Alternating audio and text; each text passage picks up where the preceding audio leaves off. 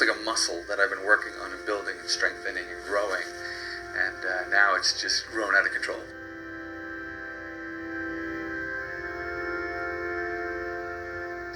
So with the antique artwork, I guess the hoarding problem is what I call it actually, was my uncle and I were really into this. He's more into just antiques and refinishing them, and I was into making artwork out of broken antiques and salvaging pieces of historical fact. There's a lot of history to it, character to it, and they were designed and built well, and they looked pretty, so I was like, all right, I want to use this as my base materials for stuff.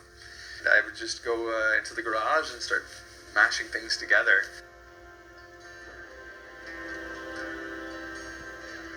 And I started coming across the antique frames too, so these big ornate gilded frames, and I was like, man, are they ever beautiful? Like compared to the boring IKEA little black frames, and I almost just completely departed from that antique hoarding mess artwork of sculptural antique bits and Frankenstein stuff. There's just something that clicked, you know what I mean? You get that eureka moment.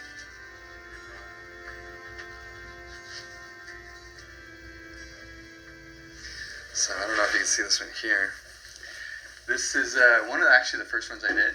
And so I was finding at the antique shops these old paintings. I wanted the old frames. I didn't care too much about the paintings, to be honest. And then after a while I started seeing, people were doing this. Dave Pilotte and Gnarled Beach.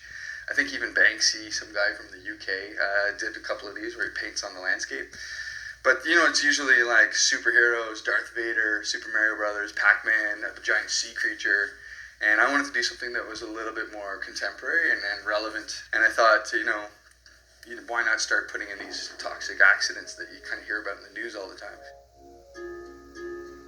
So this one's actually titled after the news headline that I thought about. So it's called 50,000 liters of oil spill on the Calgary highway and sinks into the wetlands. So like, all right, well, there's the title of a ruined landscape. I'm going to ruin this landscape.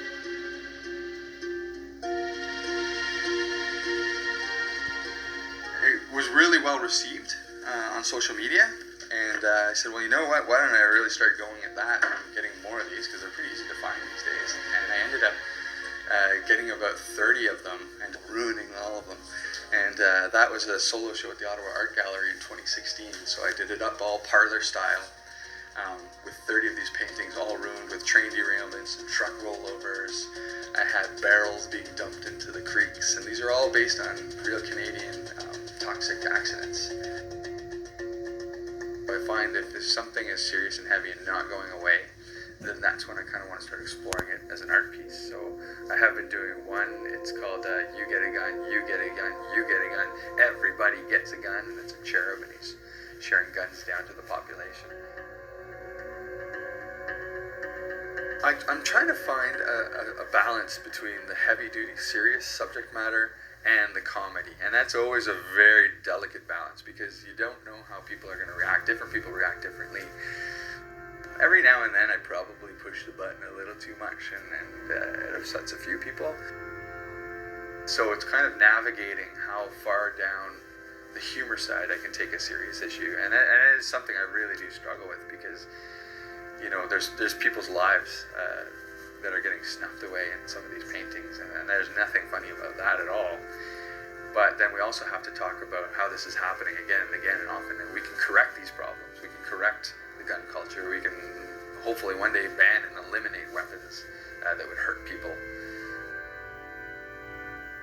So I think it's important when I'm making artwork that my audience can understand it right away, and is saying something to the audience. I think with my stuff, I want to make the artwork as a visual language to communicate to my audience without having to explain anything. So a lot of my artwork could be seen as kind of like, not too complex and not too complicated in a way.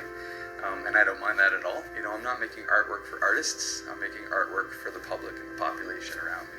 That's definitely an important factor when I'm thinking about who my audience is and where my artwork's going to be seen.